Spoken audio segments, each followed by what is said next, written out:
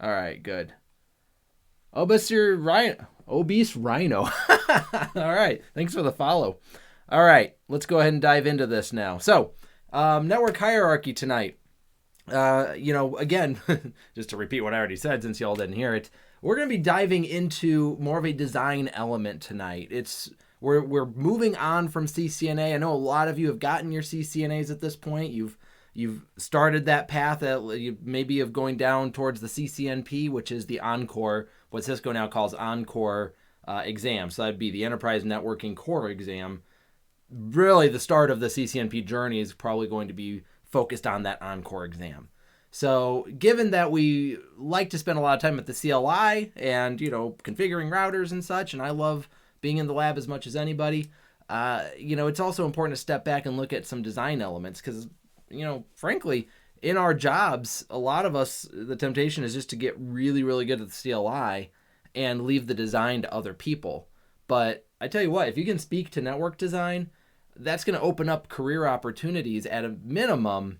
It'll make you better at when you're configuring things, thinking through what you're doing and why you're doing it. So the design is it's the why, like why are we doing it this way? Why do we build it out? And so I know those who maybe just be getting started in this field, you haven't done a lot of design, and that's fine. We're going to look at some of the building blocks of that tonight. So here's the agenda. We're looking at the hierarchical network model. Well, it sounds like a big fancy word. Our agenda usually is like bullet point, bullet point, bullet point. Now it's like each one almost looks like a paragraph. Hierarchical network model, though, we're going to explore exactly what that is and why that's important. The campus architecture, a lot of us have heard of this. It's the core, distribution, and access layer. If you haven't, don't worry about it. We're going to cover that. And ideally, if we have time at the end, we're going to go into access layer design. There's a lot of design methodologies around the access layer. And it just takes some time, I guess, to wrap our arms around all of the different options. It's kind of curious because the core and the distribution layer are typically considered the more mission critical layers, but there's not that much to them compared to the access layer. There's a lot that goes on in the access layer, and part of that's just how large the access layer can get. We've got to wrap our arms around that. So if we've got time for that, we'll hit up the access layer. But for now, let's go ahead and pull up this whiteboard and get started. So hierarchical network design. Hierarchical network design. Let me just write that out. The hierarchical, if I can spell it right, network design. Okay, so hierarchy. When we're talking about hierarchy, usually we think about like different layers stacking on top of each other. We think of business organizational charts and things like that. Like there's a hierarchy, you go up to your boss and that boss can go up to their boss and their boss can go up to the CEO or what have you. And so, yeah, this hierarchy is just building a systematic structure that allows us to scale.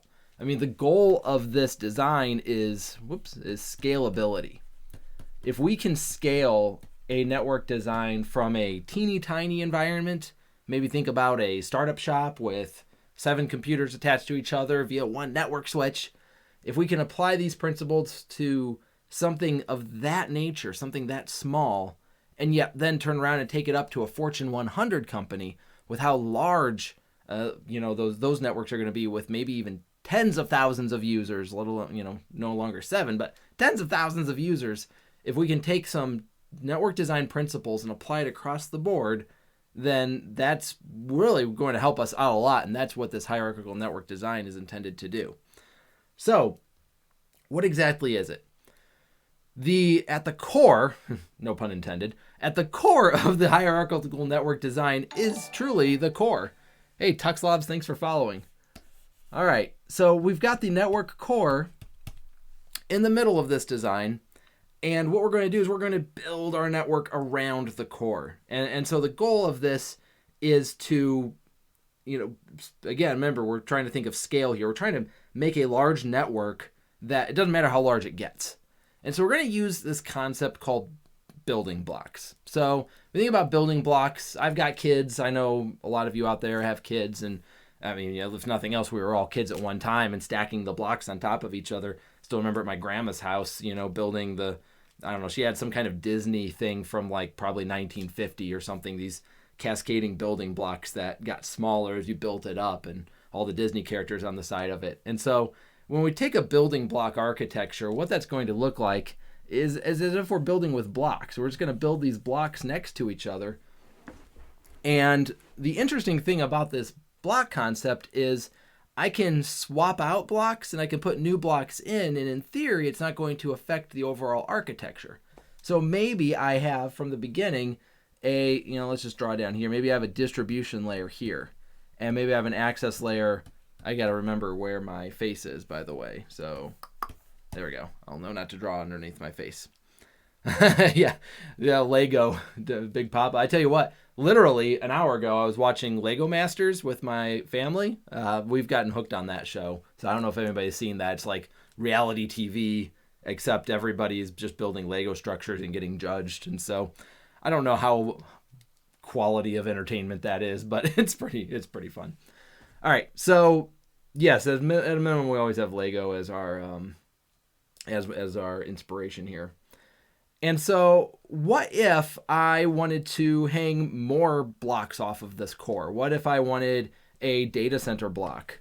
What if I wanted a WAN block, my wide area network, aggregation coming in all in one block? What if I have another building? What if I've got a small campus, or maybe I've got a remote site that doesn't come in through the WAN?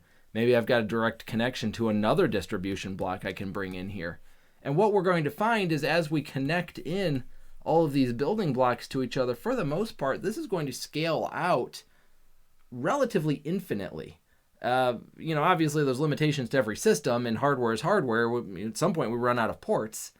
But the idea here is no matter how many, let's say distribution blocks specifically, let's say I'm a large university and I've got a lot of different buildings on my campus. Well, every building might have its own distribution block.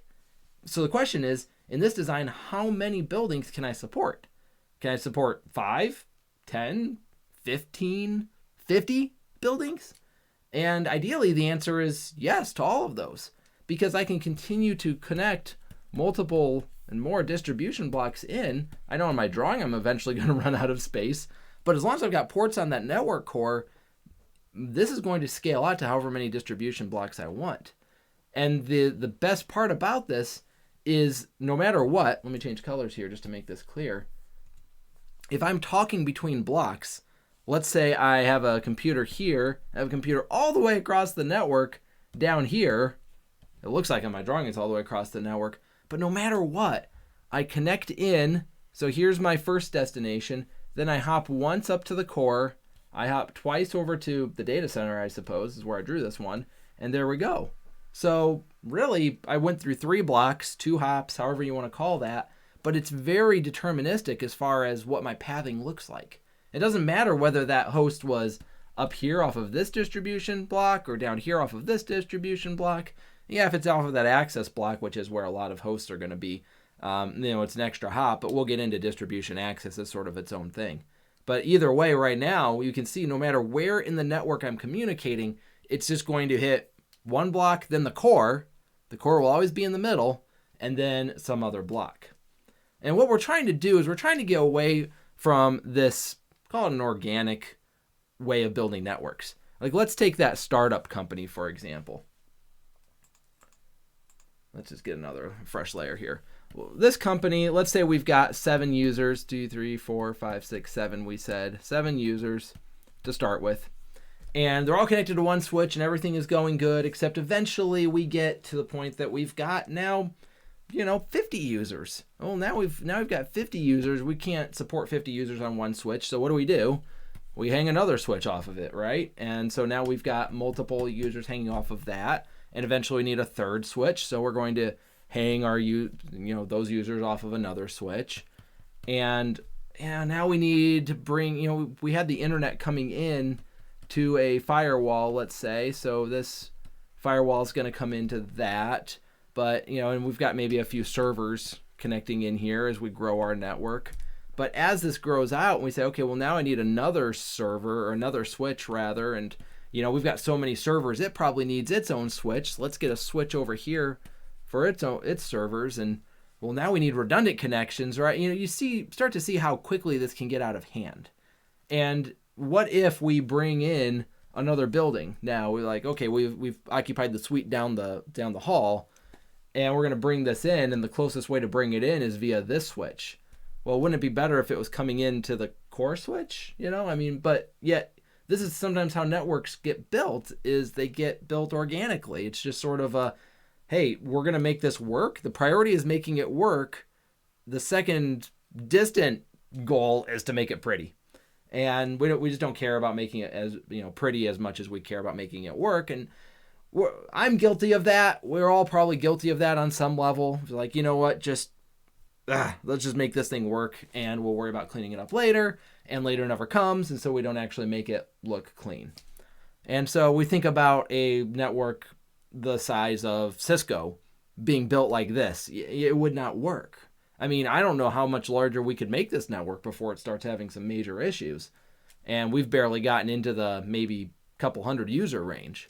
So I've been in networks of all sizes. I've seen networks with basically just one switch in the middle, a large chassis switch, and it can support 200 or 300 connections, and all of the connections are coming into one switch. And that's certainly an option. But we need something that scales to very, very large networks, and that's exactly what this hierarchical network design gives us. Now, the question might be, well, okay, Jeff, that's great, but does it scale down, to the 7-user architecture? And it kind of does. There are certainly going to be limits to how small it can scale, but we will get into a little bit of that smaller scale here in a little bit. All right, so let's go back to that building block diagram here. We'll pull up what we had a moment ago.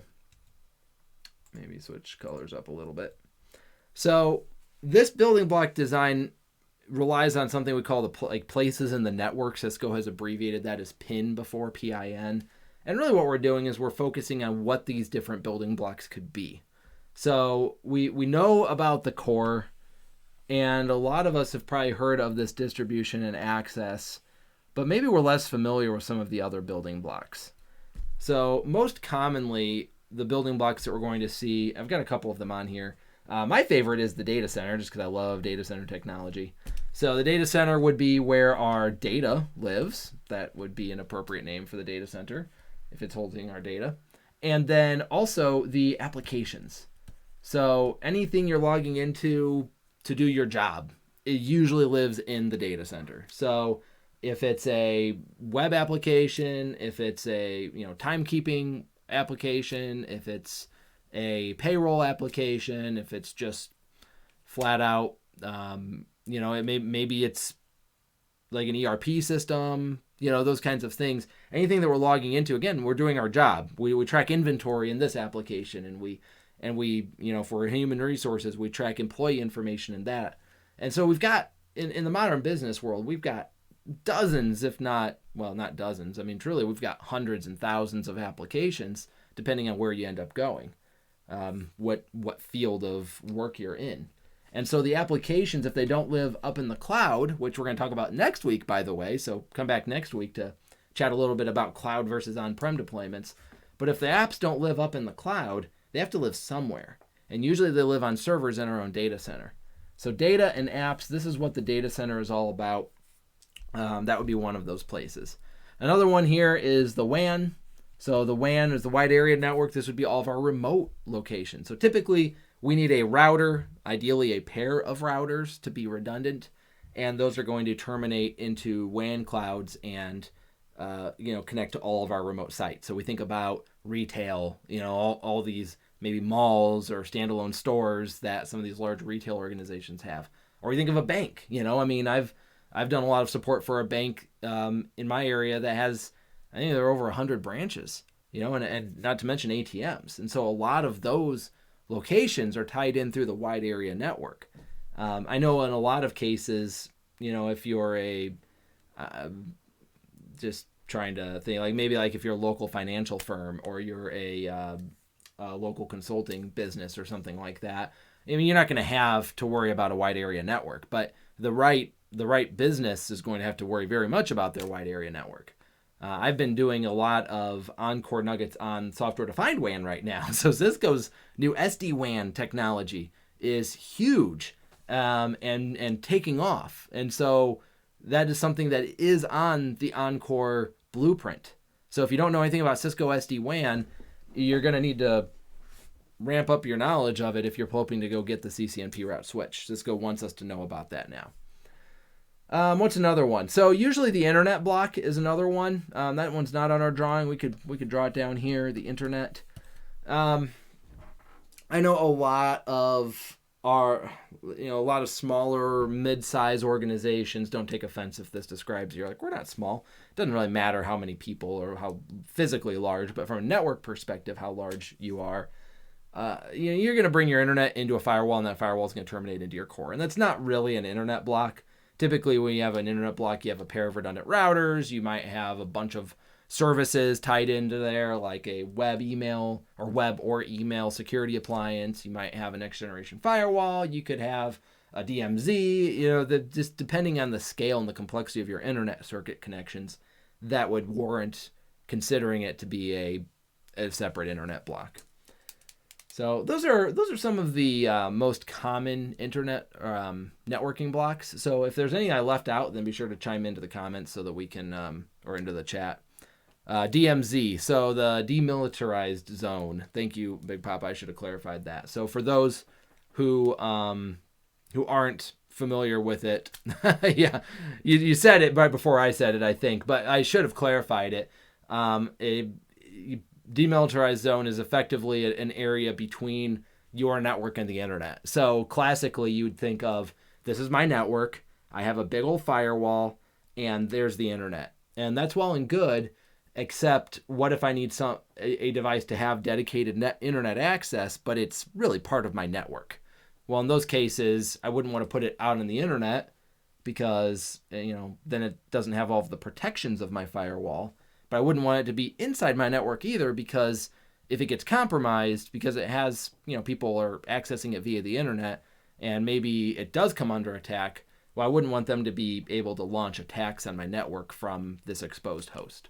So demilitarized zone is a good place to put servers where they basically have access to both. They'd have access to the protection that my firewall gets, but also if they do get compromised, they can't attack my network.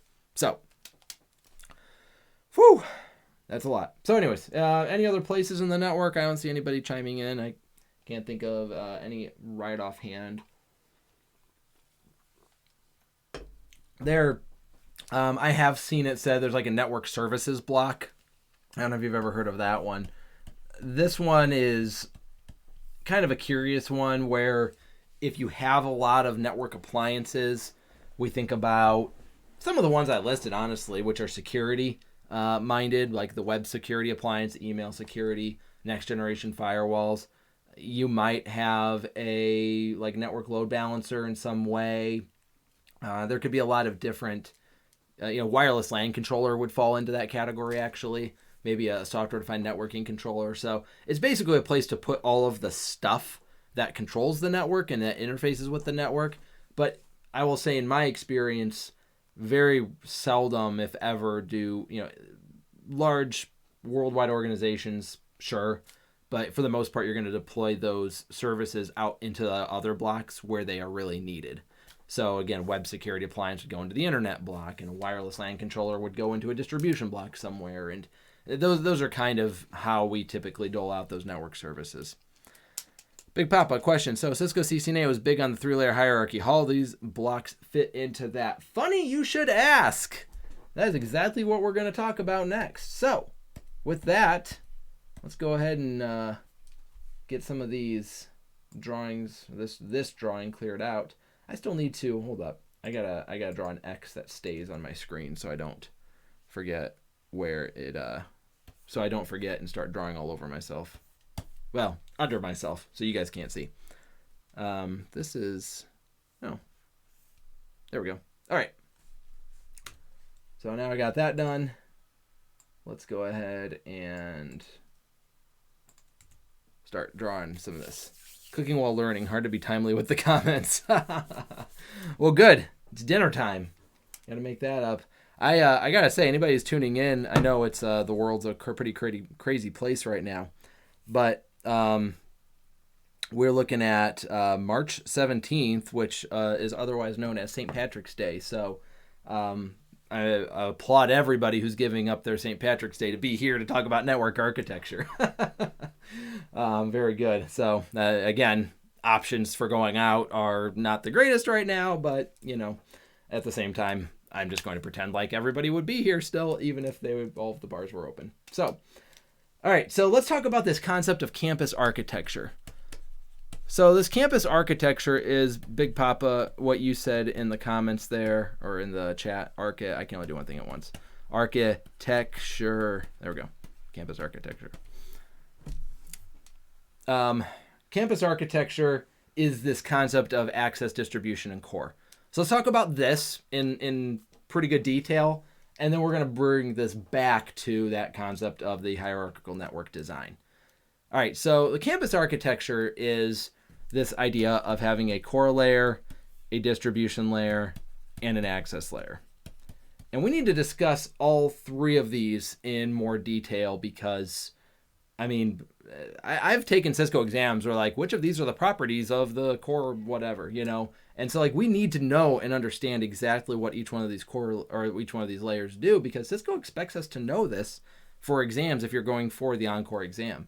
But that said, we need to understand it for real life too. So don't make the mistake of thinking this is only for exams. All right, so let's start at the bottom and work our way up.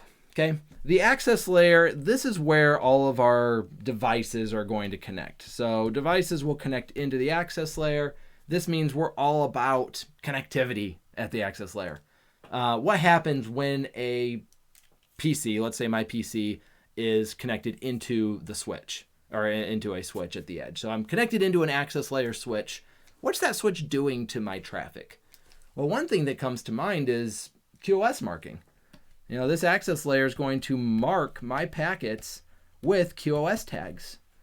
This is where I might get marked with a QoS tag of 1, or hey, you know what? That might be what we call the trust boundary. So I might say, because I've downloaded some cool software and I set my QoS tag to be super high priority so I can watch Netflix all day and not get interrupted by that nasty email and video conferencing traffic, right? That would be being a bad citizen, by the way. But if I were to maliciously or otherwise mark my own traffic, then the switches, I'd want the switch to realize that and say, hey, that's great, but I don't trust you. I'm going to make you a QoS tag of 0 like the rest of the world. It's a very important part of that. Big Papa, you've got some ideas. Port security, BPDU guard, absolutely. Those are additional services. So general, I'll just say security. That could include port security, like you mentioned. That could include ACL enforcement. We do a lot of access list enforcement as close to the edge as possible. What we'd like to say is close to the source as possible, because technically there's an edge on the other side. But we don't want traffic. If we're going to drop a packet, we don't want it to go through the entire network before we drop it. We'd like to realize early on that we're supposed to drop this packet, rather than sending it all the way through the network. One packet doesn't seem like a big deal, but can you imagine if some host just started a massive stream onto the network that is going to get all the way to the other side of the network and then get dropped? Well, we don't want that massive stream going the entire time and just getting dropped. Stop it at the ingress switch. So access list enforcement would be best as close to the source as possible. Keith says, so more spanning tree. So BPDU guard from Big Papa. Keith says port fast. All of these are spanning tree concepts. So these are services that are provided at the access layer as well. So that's the access layer. Again, it's all about connectivity. So we're connecting things like PCs. We're connecting things like even access points. Those are other networking devices, but those connect in at that layer. We've got phones. We have to think about phones. We have to think about printers. What else we got out there? Cameras, security cameras, or maybe, hey, video conferencing systems. So, anything that's connecting in into the network should be coming in at the access layer. Distribution layer. So, I've got a network of 500 users, and every switch I deploy can support 50 users. We'll round because usually it's 48, right? So 500 users, 50 per switch, that'd be 10 switches. So I've got 10 switches. So imagine a network of 10 switches, 1, 2, 3, 4, 5, 6, 7, 8, 9, 10. I've got my 10 switches. How am I going to connect all these switches to one another? And okay, well, we could have a lot of ideas here. We could say, well, let's form a ring. All of them are connected in a ring, and that's actually not a terrible idea. That's early networks were built around this model. And, there's some problems with it, namely, if I want to get from this switch here to that switch over here, that's a very long journey. So that's problematic. And that you say, well, what are the odds of that? Well, the odds are pretty good, especially if, my internet connection hangs off of that switch, and a lot of my traffic is going to be bound for the internet. So, that's not the most efficient use of our resources. So maybe that's out. So we could do a hub and spoke. That's a pretty common one. So we'd make one of these switches our hub. And that's really great because now everything is 2 hops away. So assumedly my internet's connected here. So I only have to go straight up to this switch to get out to the internet. That's awesome. The problem with that is that switch is not redundant. So we'd probably want 2 switches to have connections to the internet. But now we need to connect all of our other switches to that switch. And you can start to see that this gets very messy very fast. If I really wanted, if I had a situation where all of these access switches were just as likely to talk to each other as anybody else, now I need a full mesh. Now I need all of these switches to talk to every other switch in the network. And this drawing is getting so busy, it's going to start causing panic attacks in people. This doesn't work. This doesn't scale out very particularly well. This would be the wild, wild west. Kind of what I described earlier about that startup company that organically grows a network. This is an organically grown network. This is like, okay, we're just going to add another switch. We're going to add another switch. Before you know it, we've got 10 switches. We meant well. We were doing redundancy. We were connecting all these switches to each other. Wouldn't it be better if we took our access switches, however, let's just draw these 10 out. 6, 7, I'll go this way, 8, 9, and 10. So I've got 10 switches now. What if I brought those all into the same pair of switches? So yeah, there's some redundancy here that's, we want to make sure, oops, there we go, that we're redundantly connecting all of these switches. And that is still a lot of connections. However, it's a very clean architecture. I mean, compare the drawing on the left to the drawing on the right. At a minimum, what happens if I add an 11th switch to either architecture? Well, if I add an 11th switch here, I just need 2 connections to go up to that distribution layer switching. If I had an 11th switch over here, I might need 1, 2, 3, 4, 5, 6, 7, 8. I mean, it just starts to become a small nightmare. In a way, what we've done is we've embraced that initial hub and spoke concept and said, okay, well, what if we have these 2 hubs in the network and they're all going to reach out to the access layer switches, and that would be a hub and spoke architecture. That's effectively what we're doing with this side, and scrapping all of the full mesh, partial mesh, extra resiliency on the right, which say that could sound bad. We're sacrificing resiliency. But we're not really. We're keeping this. We're making this very resilient. Every switch has access to at least 2 upstream switches. At some point, that's good enough from a resiliency perspective. Okay. So this right here would be our distribution layer. Now, typically a distribution layer is going to consist of only 2 switches, and it can consist of one, like maybe a highly resilient chassis switch or double supervisors and all that. I mean, we could make one big switch be the distribution switch, but generally speaking, we want 2 for resiliency or redundancy in case one of them goes down. That way all of our access layer switches can still get up to the core. So what's the core doing in all of this? Well, nothing really in this architecture, and I'll explain why. If we connected a core into this architecture, here's our core switch, and let's say this is the entire network. I can connect up and make a full mesh of connectivity here, and so the distribution layer and the core layer are all talking to each other. But what traffic am I handing off to the core layer? Well, right now, nothing, because all I have is a sizable access layer and a single distribution layer, and assumedly all of the connections, everything I'm going to be connecting to is down south of the access layer. So most of my network traffic at this point is going to be going up to the distribution layer and back down to another access layer switch. And that core switch isn't doing a whole lot at this point in time. But as we relate it back to the previous drawing, we know that the core is going to give us access to other network blocks. Okay? So that's where, if the internet lives out the core interface, out past the core block, then I would be sending traffic to distribution, which hits the core and which goes off to wherever it's trying to get. All right.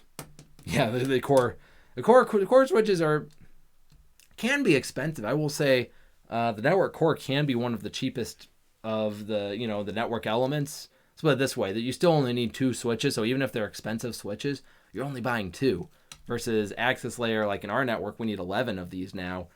There are a lot of organizations where I've seen them, I've consulted for a lot of organizations over time. And, every now and again, I almost have to catch myself falling into the same trap, which is like, well, these core switches seem a little bit more expensive, but this core refresh is like 1/10 of the access layer refresh that we're looking at doing at the same time, and simply from a quantity perspective. So you do not want to short yourself by deploying core switches that maybe save you a little bit of money, but don't actually do what you need them to do.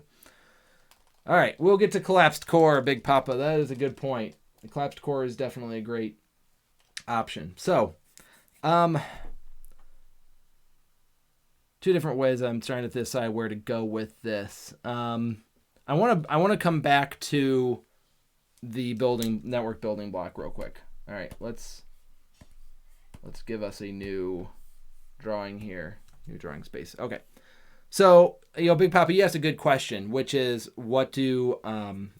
how does this core distribution and access concept come back to the building block, the hierarchical network model, however you want to say it. The building blocks. Well, here's how it works. So we have this concept. I'll just draw. We'll try to draw right here. So we have this concept of core, distribution, access we just described. And we know now a lot of the qualities of the access layer. We didn't actually talk much about the distribution layer. The distribution layer, typically you're going to have the first hop redundancy protocols here. You're going to have switched virtual interfaces here. You're going to have routing protocols show up. So EIGRP and OSPF will show up on your distribution layer. And so those are the properties of the distribution layer. We'll talk more about the core in a second. So here's the concept. I've got a core distribution and access for my main building, my headquarters location. Let's say this is headquarters, HQ. All right. Next, I need to bring in another building. So now I've got a second building that's maybe it's down the street or somewhere. I've got like dark fiber connection. It doesn't really matter how it's connecting in, but I've just got another building. So that building's going to have an access layer. Let me draw it as a different color. So now that building has an access layer. And then the same building's going to have a distribution layer as well. And then that building, well, does it have a core layer? The idea of the core layer is naturally to be the network core, and we don't want 2 core layers. That doesn't make any sense. So instead what we're going to do is we're going to tie that distribution block into the existing core. And so this becomes my network core now. I've got all, my connectivity starts to branch out in this fashion. So most of our network building block architecture, this hierarchical network that we're building, we want most of those blocks to tie directly into the network core. That's the ideal. However, one exception to that will always be the access layer, because the access layer is going to connect into the distribution layer first. And the reason for that is because the access layer is huge in some cases. We might literally have a building with 50 access layer switches. We don't want to connect all 50 access layer switches directly to the core as much as anything, because then we'd have to have these services existing on the core as well. So the distribution block it sort of serves as the intermediary between the access layer and the core, and that's a good thing. So now we can start to look at other blocks coming into the network. So let's say I've got 30 remote sites. I'm going to build a couple of routers here that bring all of these remote sites in. This would be my WAN environment. So now this becomes a building block. This is my WAN block. Well, my WAN block is going to connect in to the core block. And so we're starting to see where this core concept starts to come to life, because the core now is serving a purpose. It's now, before, remember the example where we're basically just access layer switch to distribution switch back down to access layer switch. We're no longer in that situation. Let's build the internet blocks. Now we got a couple of routers connecting out to a couple of different internet service providers. So this is the internet block, and we've got that connecting into the core. So now what happens is I've got a host that is down here connecting into the access layer block, and he needs to get out to the internet. Well, it's going to go all the way up distribution core and then out to the internet block. It's no longer just up and down, which, if we had that, we wouldn't need a core, true network core. So this is where the core starts to give us that scalability. Again, we've already mentioned, but the data center, if we have a data center block out here, and the data center, interestingly, by the way, does kind of mimic a headquarters location. The data center might have a distribution block. We usually call that the aggregation block. Aggregation and distribution mean the same thing from a network perspective, but we like to call it aggregation so we know that we're talking about the data center distribution instead of a campus distribution. And really, again, in that data center where we'll have an access layer as well, now we have servers attaching rather than PCs. We might have storage for where all of our data lives and such, applications, all of that's coming into a different access layer. So now that can come in to the headquarters as well and be its own block. So now this core is really coming alive, and here's the one biggest thing that we care about, that core. Remember, we've got access layers, all of the QoS and ACLs and connectivity. Distribution layer has FHRPs and SVIs and routing. The core layer has one very simple job, and it is fast layer 3 switching. This is what we want the core to do. That's all we should care about. We don't need the core to do fancy things, and we don't want it doing fancy things if it's a dedicated core.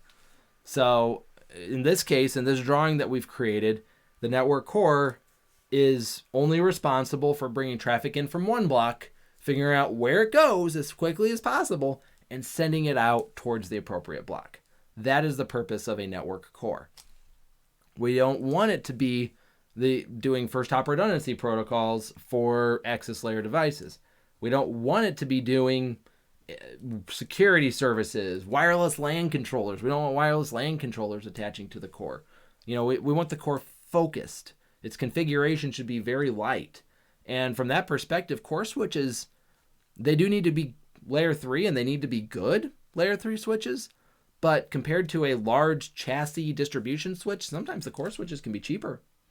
So this is where, for those who have seen, Cisco has the Catalyst line of switches, and specifically the Catalyst 9K switching line. So these Catalyst 9Ks are sort of where, Cisco used to have 2000 series switches and 3000 series switches and a bunch of different switches, the 6500s and such. They put everything into the Catalyst 9K line now. It's really just kind of skinny down. And so, for example, they have the 9500 switches. Well, these 9500s are supposed to be core switches.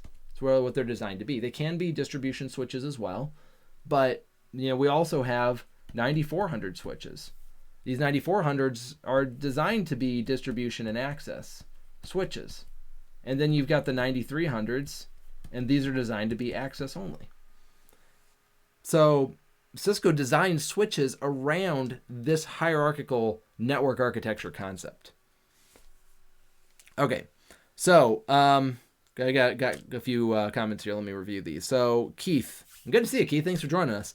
Are layer 2 cores a thing? Not that I've ever seen. You tell me if you've ever seen a layer 2 core. That would be impressive. The closest thing I can come to on that would be like a Metro Ethernet WAN service provider, where you've got a WAN service provider that's providing connectivity to dozens and dozens of remote sites, and they can all see each other in this layer 2 domain. Like, that's what jumped into my head.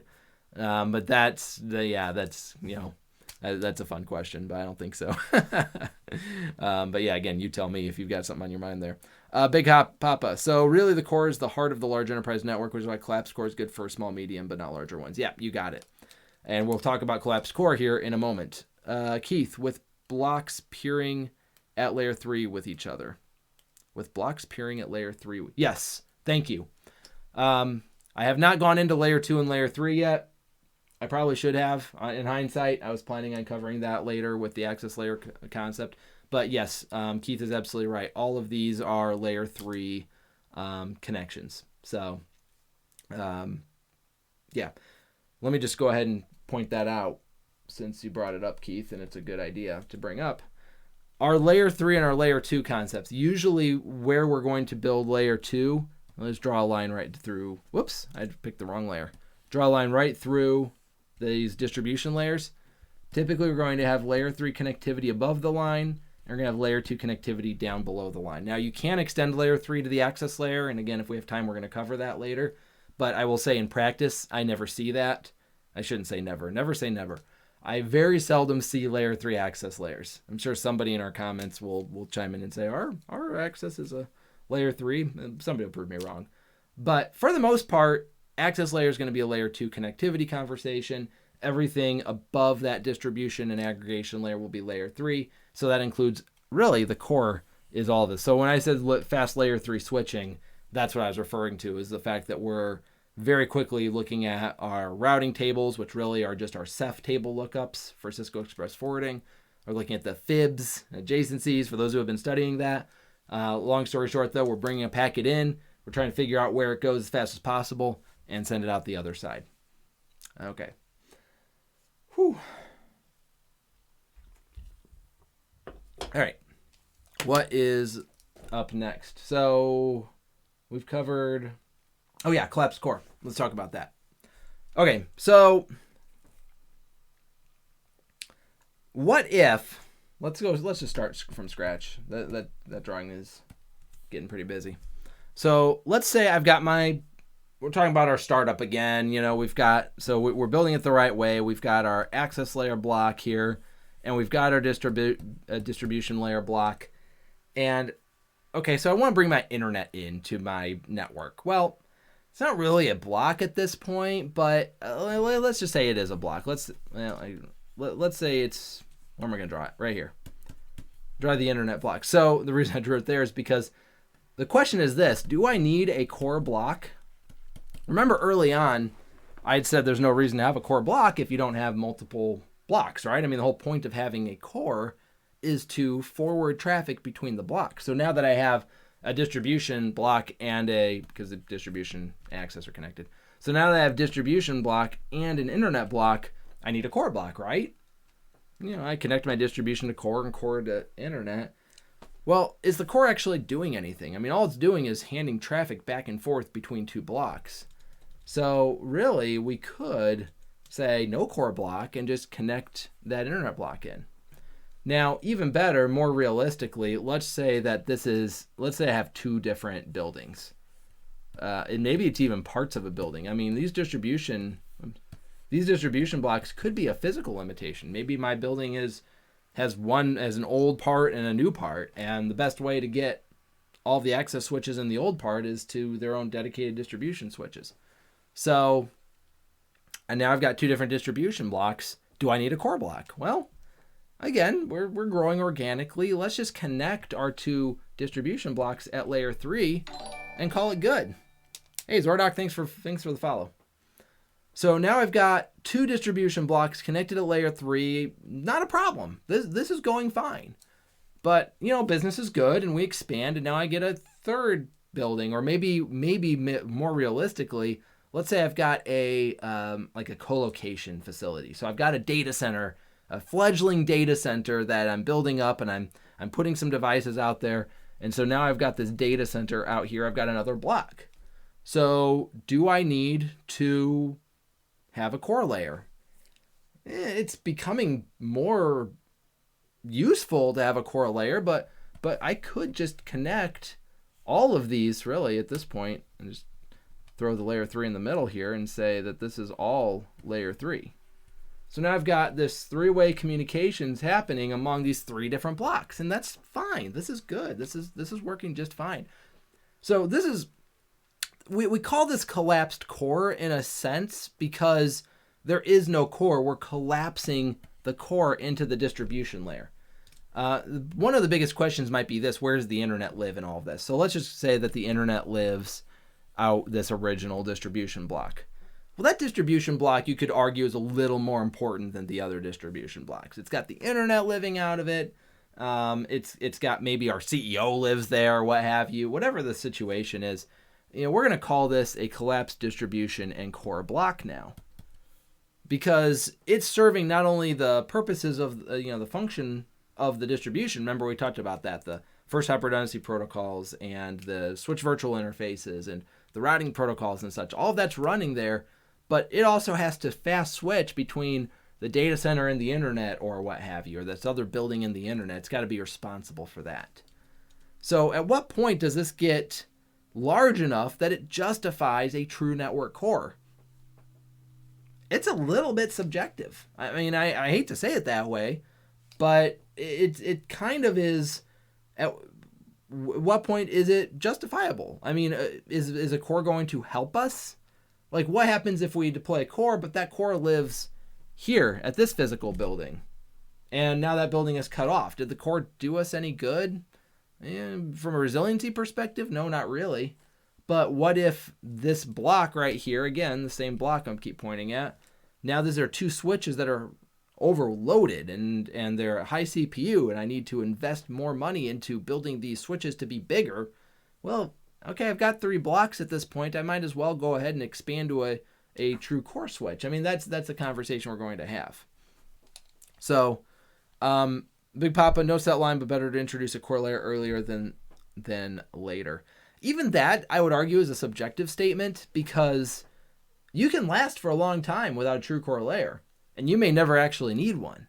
And so if you, by the time you go out and buy 2 core switches and put them into your network, I mean, it will make it cleaner, but at the same time, what's the bang for the buck? If I add now another distribution layer, let's say I'm a school and I just built another building next door, bought another building next door because my school's growing. Now what do I do with this 4th block? I mean, this is where we start to see this is where it's getting complicated without a core. I could just connect this in to that distribution core layer, the collapsed core layer, because that's the important one, But if that link goes down, then I mean, everything else is up. I'd hate to lose network connection just because somebody came by with a lawnmower and chopped through the fiber or something. It's going to happen. A backhoe eventually finds the fiber. And so, let's connect that in over here. And at that point, we've almost got full mesh. So let's just go ahead and connect over to the data center, because, I don't want the traffic to be going down to the building and then up to the data center. That seems, like it's going to cause network issues. And so this is where it starts to get cumbersome to not have a true core layer. And so we would say, you know what, let's just go out and get a core layer. We deploy that core layer here in the middle. It takes over those fast layer 3 connections. We bring the internet in here, so it's no longer coming in there. And now we have all of these blocks coming in to a true core layer, and we start to see that, oh yeah, no, this is a much cleaner design. Again, that sort of that hub and spoke. So it depends on corporate vision for the future. I mean, none of the decisions are really up to us, right? In IT, I mean, we've got to at some point accept that if the business doesn't see the value in spending the money, they're not going to spend the money. And I will tell you this too. This is a little bit of a soapboxy thing, so forgive me, but we, and I'm guilty of this too, we in IT love to look at this and say, darn it, we need a true core layer. And so we need to go out and buy these 2 switches. And so you go and you price out 2 switches and you take it to your boss and they say, oh, what's this for? And you're like, our network is too big. We need 2 core switches. And our boss is going to be like, I mean, the network is fine right now. It's working, isn't it? And you're gonna be like, well, it is working, but it doesn't look pretty on paper, and they're not gonna care. I mean, we need to be able to articulate business value. We would need to go and say, this is going to improve our uptime status. We have single points of failure in the network that could cause business outages. This is going to create, resiliency, business continuity is one of the most important lines of thinking right now, right? For a lot of companies, especially with what's happening today. Keeping our network online and keeping our users connected and able to do their jobs is a big deal. And so using that verbiage, the business world verbiage, to justify expenses is way better than taking basically network jargon to our bosses and trying to sell them an idea. Big Papa, we asked for the maximum, accept what we can get. Facebook works fine as it is. Again, in IT, we're used to that, but I tell you what, if you can learn the business language, for example, if you can go to your CFO and speak to converting your CapEx spends to OpEx by embracing a more cloud-centric model, all of a sudden you're speaking the CFO's language. And the CFO is going to be a lot more interested in what you have to say than if you just went in there and said, we need to move things to the cloud. Does that, hopefully that makes sense. But, when we're in IT, one of the biggest shooting ourselves in the foot moments tends to be when we get so focused on the technology that we forget that we're supporting an actual business that needs to stay in business. The CEO and the CFO, they care a whole lot more about making sure they can make payroll, a whole lot more about making sure that they can keep their, for those who have shareholders, right? The shareholders happy, the board happy, whomever they're trying, that's what they care about. And ultimately, hopefully, they're trying to provide a service, a high quality service to their customers, customer loyalty, customer spending, customer first mentalities. That's what their focus is. So they don't care about a pretty network drawing. So if we can embrace their verbiage. Again, I told you I'm on a soapbox, so I'm still on that soapbox. I'm going to get off it in a second. But we are much more successful at our jobs when we're looking at technology as a business enabler, and we can turn the conversation away from network architecture jargon and over to how can we improve business processes? How can we improve our bottom line, if that's even a thing? And so that would be, again, the example of this would be, rather than focusing on a true network core, focusing on business resiliency and staying up in the event of an outage. Single points of failure. We could lose a lot of revenue every single day if a backhoe took out this particular fiber strand or what have you. All right, Big Papa, makes total sense. We have to help them understand why keeping the network working smoothly translates to better value for the company. We tend to make the assumption that they know that and they understand that. It doesn't always work out that way. And we can't always change their minds, and that's okay too. Those situations are frustrating. But I've been there where a CEO or maybe even like a school superintendent's like, well, hey, our teachers can still teach if the network goes down. It's not a big deal. Ask the teachers in this day and age whether they can teach without the internet. Because a lot of them, all of their lesson plans are on the internet, and they've got plans to watch videos and to have maybe a video session with another class in a different school, or to connect to a scientist to talk about this or that. So if you just tell them like, hey, the internet's going to be down today, sorry, like that might shoot their entire lesson plan. And so there's a disconnect between what the CEO, or superintendent in that case, I suppose, but what the leadership thinks they can do versus what the users think. If the CEO says we can go without email for a day, it's just email, ask the sales team, can you go without email for a day? Because they're immediately going to think, well, I'm going to get the biggest order of my year on that day as an email, and I'm not going to respond, and they're going to get mad and take their business elsewhere. Because if we're in sales, we're paranoid. It's just the reality of things. So it's all about asking the right questions, speaking the right language. Okay. So collapsed core, any questions on any of this architecture, please chime in. I'm keeping an eye on the chat, so don't hesitate to ask these questions, and we'll do our best to address them here. The collapsed core concept, it's interesting. Let me draw another network here, because the collapsed core concept isn't always black and white. There could be a situation where you're collapsing a core for one location, but you're not collapsing a core for another location. Like, that sounds kind of odd. What do we mean by that? So what if, let me think through this example. So let's say that we've got let's honestly just sort of looking at the, let's do this. Okay.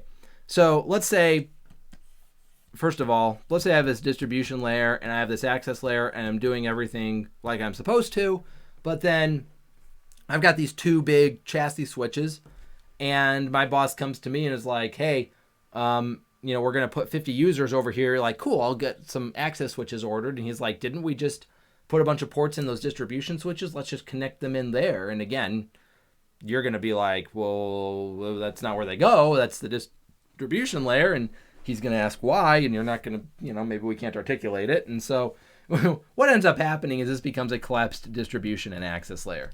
Because even though we've got users connected in down here, we also have users now connecting in to the distribution layer. I mean, in an ideal world, again, we love to live in the theoretical. We don't always get to live in the we want to live in the theoretical, but we're stuck in the practical. If I've got 200 free ports on my distribution switches and I need 50 ports, use them. And don't get bent out of shape about it either. It's okay. So we connect our users into the distribution layer because there are ports available. Those distribution switches can handle all the policies that we've talked about. So we deploy those policies to those interfaces, and life is good and life is fine and such. If we lived in a theoretical world, then the only thing connecting to distribution switches would be other access layer switches downstream and core switches upstream, and that would be the end of our distribution conversation. So this would be a way of collapsing distribution into access layer, for example. So I wanted to cover that as an option or as an example as well. But now let's say that we're going to bring in, I'm trying to think through how exactly this would work. So if we have a core layer here, let's say we have a true core layer, and that core layer is connecting us to the internet, and it's also connecting us to the data center. But let's say that where the core is located is another location, is another building with users and a bunch of users. But it's not that many users. Let's say it's like 30 users. And so they're coming to you again and saying, hey, we're going to put some users at the core site.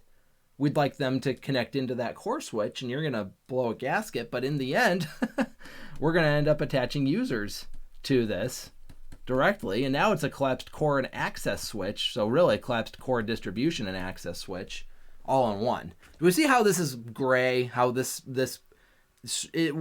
not black and white. It's not, do you have a collapsed core or do you not have a collapsed core? I mean, you could have a collapsed core in some sense, and you could have a dedicated core in another sense, because even though it's collapsed this direction doesn't mean it's collapsed another direction. I mean, what if, because that seems maybe like a silly example, but a more realistic example is what we basically just showcased. Yeah, let me just redraw that. Okay. There we go. So now we've got a dedicated core distribution. See, dedicated core, check. Dedicated distribution, check. Dedicated access, check. But, now we'll at least hang an access switch off of those core switches. If we said we had 50 users at that site, so we've got our 50 users, and they're all coming in to a single pair of access switches.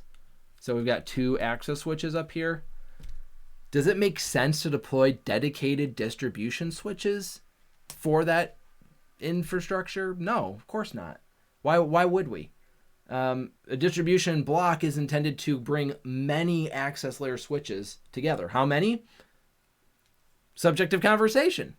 If I've got 6 access layer switches, they could probably all connect into that core switch, but eventually it starts to get a little bit too much. And so, we'd want to deploy a distribution block in there to aggregate all those connections. And so in this case, we would just connect in those access layer switches into the core. And now it's a collapsed core distribution, but it's only collapsed this way because down this way, it's still a 3-tier model. So again, it's gray. It's not always well defined. Big Papa, can we please get an access switch at the second site? That's triggering my spider senses. Yeah, exactly. All right. I do want to point one other thing out before we go to access layer design, which I believe we still got a little bit of time for that. One thing I want to point out is I'm doing a lot of this where I have my my core block and my distribution block and my access block, and I've got them connected with a single line like that. I probably should have explained this earlier. Usually what this is, I want to translate this into physical. So this is a logical, so to speak, drawing. What does this physically look like? Usually our core is going to consist of 2 physical switches. Our distribution will consist of 2 physical switches. And our access layer, again, could be as many switches as we need. Really, it's all about meeting the needs, the connectivity needs of our location. And so we're going to physically connect all of these access switches to both distribution switches. That's truly this connection right here. We've got all of these connections, but from a building block perspective, from a block architecture perspective, it's just showing that the access layer connects into the distribution block. Well, what about this connection right here? What does the core to distribution look like? That is typically a full mesh. We're usually going to run 4 different connections to each other, and that can be, well, first of all, it's going to be layer 3, assuredly, between distribution and core. It needs to be layer 3. They could be individual connections, they could be port channels, but either way, for the most part, we're just going to have a full mesh of connectivity because we've only got 4 switches, so let's just do the full mesh thing. All right, so then let's do what I've been doing, and we bring a second distribution switch in, or block into the core. What does that look like? Well, basically the same thing. I'll switch colors here so it looks better. So now I've got my 2 distribution switches. They need to connect into these core switches, so now we're going to also do a full mesh. So you're going to get used to these bow ties because connecting a block to another block is going to involve this full mesh of connectivity. So we start to see the connectivity needs of the core block because if I were to add, I don't know, another 4 blocks, well, every block requires at least 4 connections, so 4 more blocks is going to be 16 more connections. Now that's split between 2 switches, but still we can start to do the math on that. But even then, that's not that bad. I mean, if a standard switch has, even a core switch might have 24, 36, 48 ports, I mean, that's a lot. I mean, a lot of blocks. We basically split it in half. I mean, so 48 port switch can support 24, but still times 2, so that divided in half and times 2 cancel each other out. If I have 2 48 port switches in my core, I could connect to 48 different, wait, did I do that right? 48 different blocks? No. Divide by 2. No, we do have to divide that by 2. 24 different blocks. Anyways, 24 different blocks. So, it gives us a lot of scaling. All right. Big Papa, when you're saying switches at the core layer, you're talking layer 3 switches. Yes, thank you for asking. Those are layer 3 switches.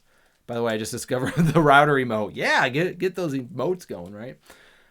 Cross connect for the pairs too, right? Yes. So I believe, Keith, what you're saying is you'd want to connect these 2 to one another. So absolutely yes, on the distribution switches, you would want those to connect to each other because that provides layer 2 resiliency. However, we'll cover this in a moment too when we talk about the access layer.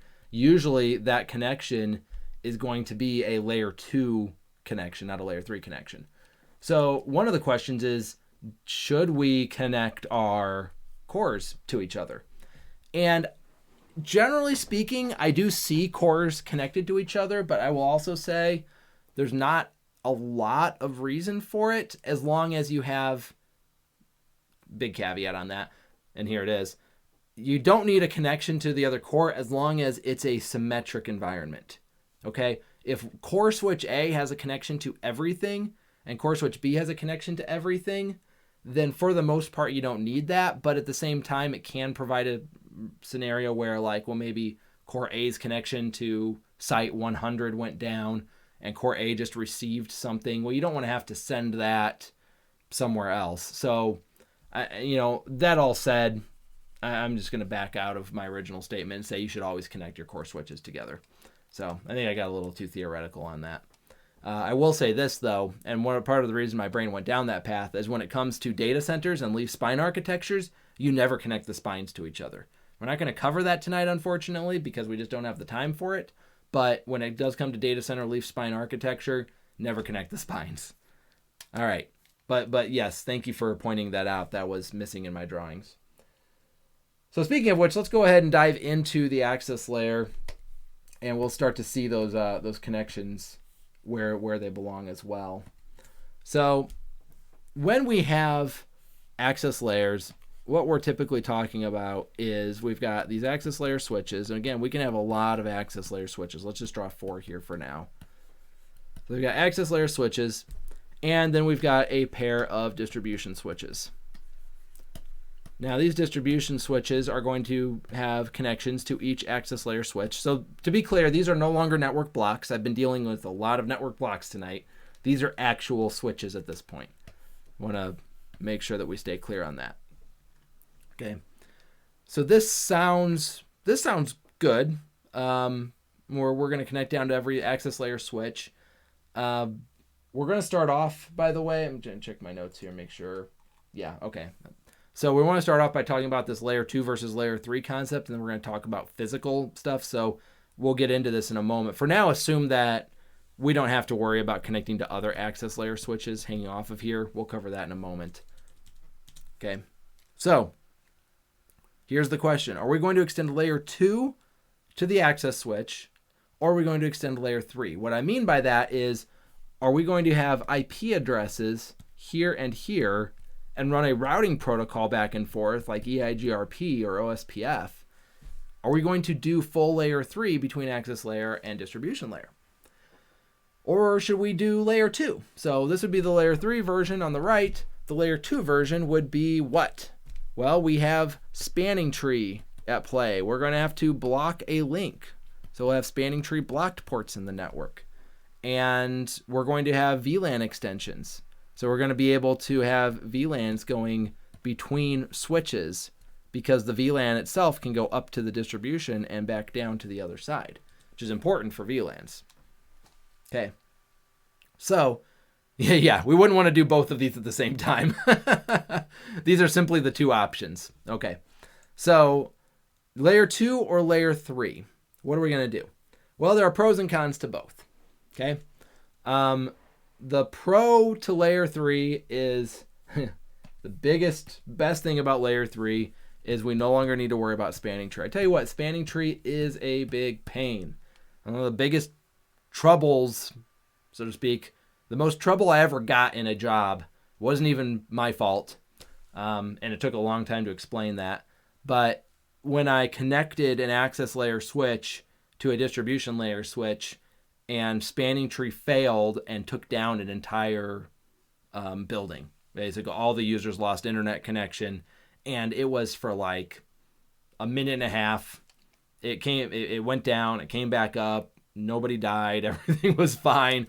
But there were a lot of questions about what the heck I was doing on the network, and I had to prepare everything and show, look, what happened was spanning tree BPDUs were dropped, formed a loop, and it was all just, I had to go do it again in the middle of the night, and I went to the middle of the night, and I plugged it in exactly what I did before. No configuration difference. I just plugged it in. Oh, look, it worked. And life was good. So, oops. We all have fun stories like that in this career, right? So, I'm not a big fan of spanning tree because I don't trust it anymore. It didn't do its job. But So getting rid of spanning tree is important. I mean, number one, we get rid of blocked ports. We don't like blocked ports because that's bandwidth we could be using. And there are ways to sort of get around that by using different topologies in spanning tree. We're not going to go into the details of that, but it's still not great. The potential for loops is real because even though I don't have it drawn here, I'll put it back to yellow. We have a loop. So as we can see here, the loop is this way and this way and this way. So this is what happened to me, is we formed this loop, and this loop didn't block like it was supposed to, and therefore we had a huge loop. So spanning tree is not ideal. It's a huge perk to layer 3. Big Papa, yikes, didn't clear the VLAN config on the new switch. No, actually, truly what happened was the access layer switch was running rapid spanning tree, and it was connected to one of the distribution switches, and they ran fiber to the other distribution switch, and they wanted me to go connect it. And so I went out there and I connected it in. Well, and I knew this. I mean, rapid is backwards compatible with normal spanning tree. I mean, we're already literally running one switch connected to one of the core switches on rapid and normal, and they're communicating spanning tree just fine. Somehow the rapid, when I plugged it in, the rapid to traditional spanning tree didn't work on the other side. So it's kind of one of those conundrums where I can either mess with the config and take it down to normal spanning tree to match what the other two switches are doing, or I can leave it as it is since it's working and plug it in. So it's just kind of an awkward thing. But yeah, it was a weird one. I've never seen it since. But so I tell everybody, be careful if they're supposed to be backwards compatible, and they are. But I got to experience the joy of it. No. To be clear, I didn't get into trouble in the end. I think my boss got a little chewed out for it, but he absorbed the punches for me. He was a good guy. And but it is always that be careful, but you don't know how to be more careful kind of thing, because I don't know. By the time I left there, it was getting to the point where they didn't want any work to be done during the day, and that's hard. You're trying to have a work-life balance, and yeah, I could have done that in the middle of the night, and I could have done everything in the middle of the night. And so you all know that balance in the IT world. You're trying to figure out what you can do during the day and be careful enough that you're doing risky things after hours. And so anyways, that one just didn't work out. So yeah, in the end, I was pretty lucky, Keith. It could have gone a lot more south for me, probably. Just wrong place at the wrong time too. All right, we got here 15 minutes. All right, so we don't have. I'm beating around the bush a little bit too much here. Let me just cut to the chase. All right, so layer 3, pros for layer 3. No loops. That's the biggest pro. That's the biggest nicety of layer 3. The biggest con is price and complexity. So what do I mean by that? Well, if we want to deploy layer 3 to the edge, these edge switches have to be layer 3 capable. Layer 3 switches usually cost more money than layer 2 switches. And so if I want to put every network switch in my environment to be layer 3, that's going to cost a lot of money. Now, if I have if this is my network, 4 access layer switches, whoop-de-doo, make them layer 3. Why not, right? But that does create a situation where, if I have 40 of these switches, it's going to jack the cost of my solution up a lot. Complexity, I'll come back to that in a moment. What I'm going to do is I'm going to write complexity on the layer 2 side, so it doesn't really matter. It's just you have to worry about this. You have to worry about EIGRP.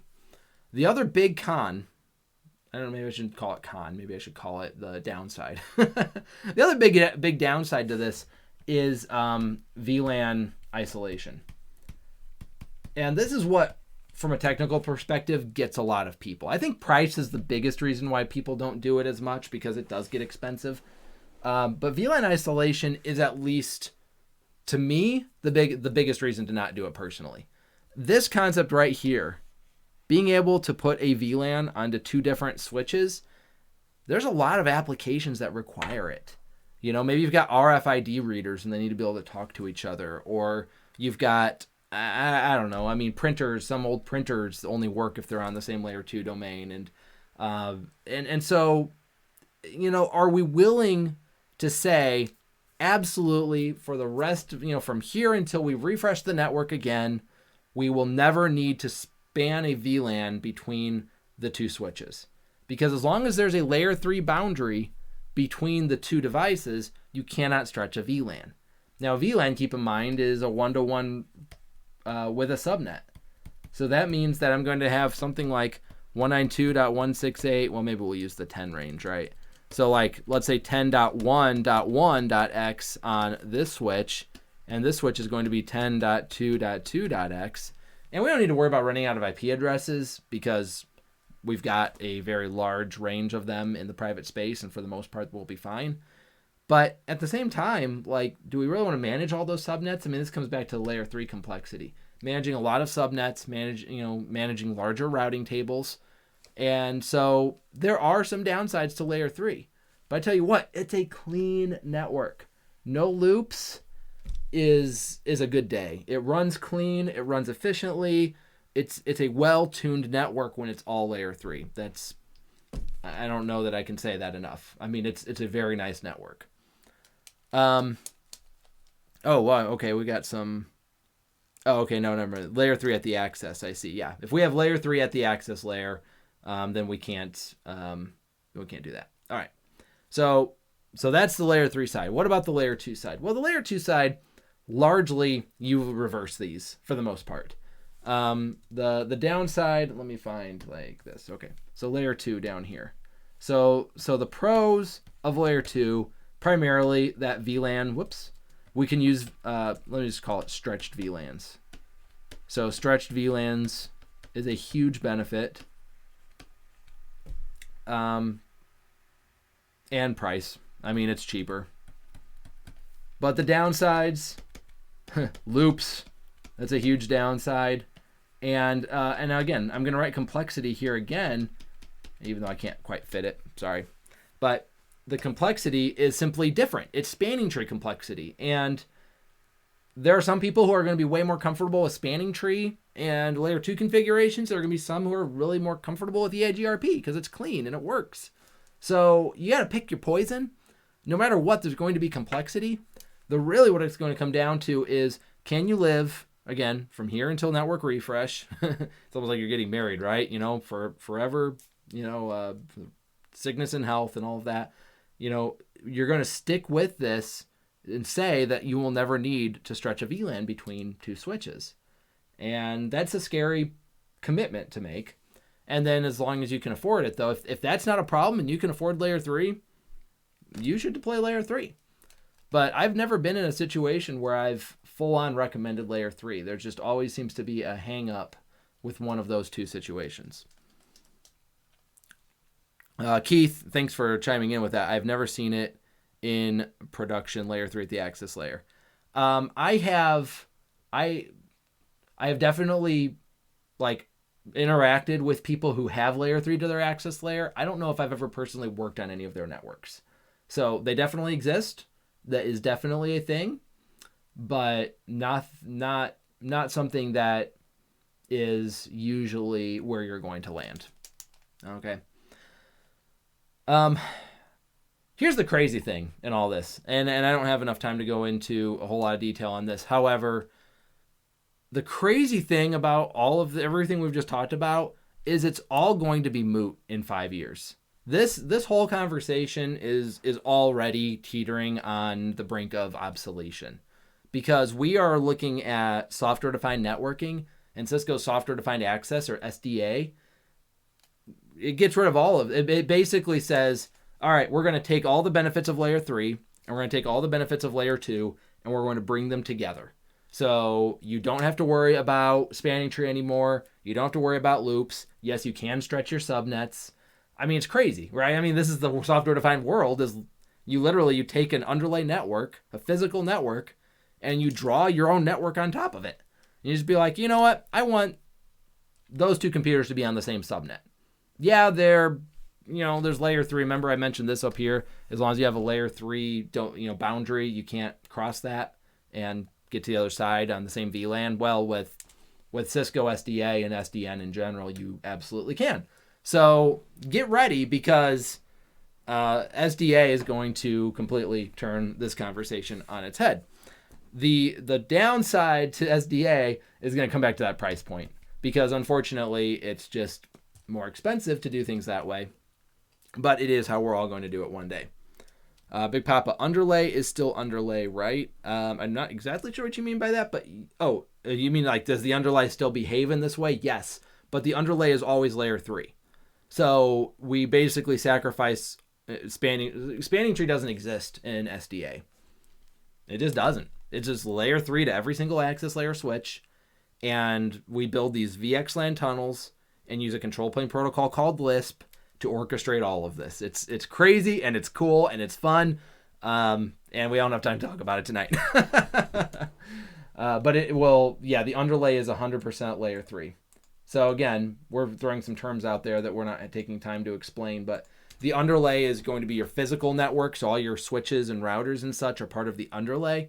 The overlay is all of the tunnels that you're building to make all of this work. And when I say you're building it, usually it's the software that's built. That's the whole point, like why we call it software defined, is because the software is controlling where all of the tunnels are sending all of the traffic. And so all we really need to do is define policy, which is amazing. Say, I want those two computers to be on the same subnet. Boom, the software makes it happen, right? There you go. All right. So, thanks, Keith. Glad you're here. Okay, so last thing, we got about 5 minutes left. This is another reason why layer 3 never really took off, because if let me do this.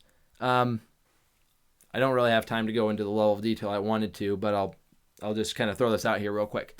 Let's say we have our 2 distribution switches, and they have a connection at layer 2 to each other. So I didn't get to really explain that either. But if you're doing layer 2 to the access layer, this link has to be layer 2. If it's layer 3 to the access layer, it would be layer 3. So it's going to always reflect your topology build. So if we're going to connect down to an access layer, let's say I have an access layer switch, and I connect down to it, and that's great, except now I need 60 connections in this closet. Well, that's going to require a second switch. So now I've got the second switch in the same closet, and it's probably going to have to hang off of that switch. Not that big of a deal. But maybe I say, that's great, but now that switch is a single point of failure. So I'm going to remove this link, and I'm going to bring it in to that switch and make a loop. All right, that looks good. But it's also a little wonky, because now we have this full-on loop, and really the bigger issue is, let's say I scale this out to 5 switches now. So what if I've got 5 switches? This is where we would have taken a little bit more time to go into this. And now we have this big loop. Is that really the best way to do it? Well, it's not great, because now if I'm connected to this switch here, I've got to make all of these hops to get to where I want to go. Spanning tree is at play here, so we're going to block some random link in the middle. That's not always great. And so then you might question, well, maybe we shouldn't do this. Maybe we should stick with this design. But now again, we're back to a single point of failure. So fortunately, one of the biggest inventions of the, I would say late 2000s, not late 2000s, early 2000s. Thank you, Jeff. I don't know why I thanked myself.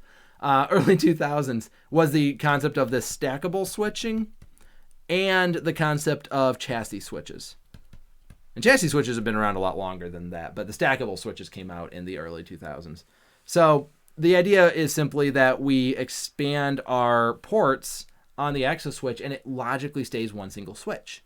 So yeah, physically, we might want to bring it into another switch or another module or what have you, but it's going to logically be 3 connections, right? We've got 1 connection, 2 connection, 3 connection.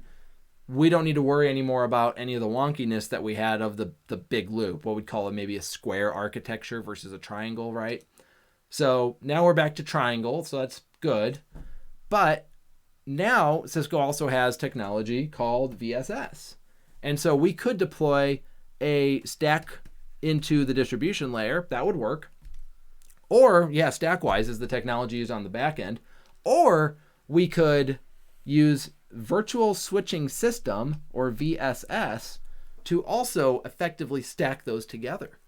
Well, at that point, we have one logical switch. Whoops. Let me just grab a different color. So at this point, we have one logical switch here. We have one logical switch here. Let me draw it better, like this. One logical switch. And we have two logical connections. Well, if you can cross your eyes and make them fuzzy, you start to see that I've basically got two switches with two connections. Well, I can port channel those. So now this will be port channeled, and I don't have a single loop, because effectively my logical topology is single switch, one single logical switch, one single logical connection to another single logical switch. Physically, I've got a ton of redundancy in this. Physically, I've got a ton of efficiency in this. But logically, it's a single switch connected to a single switch over a single connection. So this is the beauty of, again, these technologies: stackable switching, chassis switching, and VSS. Those three technologies come together, and they make access layer switching so much easier. So if you're not already doing this today in your environment, you'd absolutely want to explore this. I will say most people today are deploying chassis and stacks into their access closets. VSS at the distribution layer is maybe a little bit less common. So that might be where you'd say, oh, well, today I've got that triangle. I've got the stack in the access closet. I've got the two distribution switches, and it's a big triangle. But, tomorrow I could actually collapse those distribution switches into each other, make them a VSS system, and then I don't have spanning tree anymore. Spanning tree is still running because it's layer 2 environment, and spanning tree will run BPDUs back and forth. But again, same thing over here, right? We're just running BPDUs back and forth. There's no spanning tree blocked ports. There's no network loops. So because of that, a lot of the downsides of layer 2 have gone away, which further make layer 3 just an expensive solution that doesn't gain me enough to justify it. So that's one of the reasons why layer 2 has really remained the primary means of connecting our access layers in. So yes, VSS for the win. Nexus distribution to stacked catalyst access entourage. So Nexus, you're you're sucking me into a data center conversation, which I love data center conversations. All right, you baited me in. I'm gonna spend 2 minutes on virtual port channeling. Nexus, in the Nexus world, this is data center only. Well, I shouldn't say that because Nexus gets deployed outside the data center. So I'll say it's data center, generally speaking. But we get same concept where we have two different Nexus switches, and the Nexus switches cannot support VSS. Okay, that's not an option. What Nexus can support is virtual port channeling, or VPC. What VPC does is when we have an access switch down here, maybe it is a catalyst, I believe, Entourage, you said, Nexus distribution to a stacked catalyst access. Yeah, absolutely. Bonus content. Yeah, hey, wait, there's more. So what we can do to this access switch is we can extend connections down, and of course we connect these Nexus switches to each other. This is called a VPC peer link. There's a term for it. It is layer 2, and it's going to allow us to basically do magic. Do something that we shouldn't be allowed to do. We're going to port channel these two connections to each other. These two Nexus switches are disparate logical switches.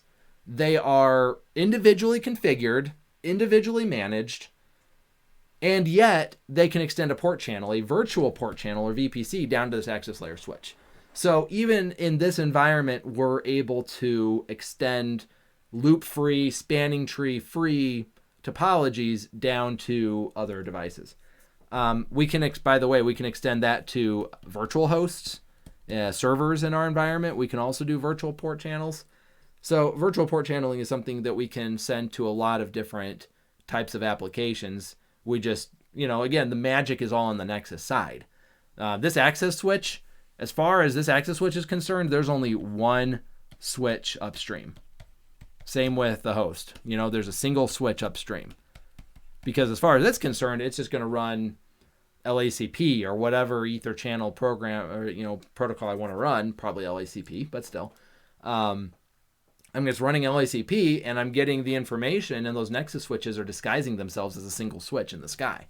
And so there's a lot of trickery that happens here. There are a lot of caveats for how things need to be configured and such. For example, never ever run a virtual port channel to a router or a layer 3 switch because you should never run a routing adjacency across a virtual port channel. Cisco has actually patched in that you can do that now, but I would still never recommend that you do it. That it can cause some very bad things to happen.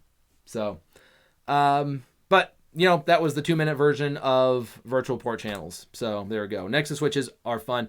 Nexus switches, Entourage, you and I would get along great. Nexus switches are my favorite switches. I put me on a Nexus switch all day long over a Catalyst.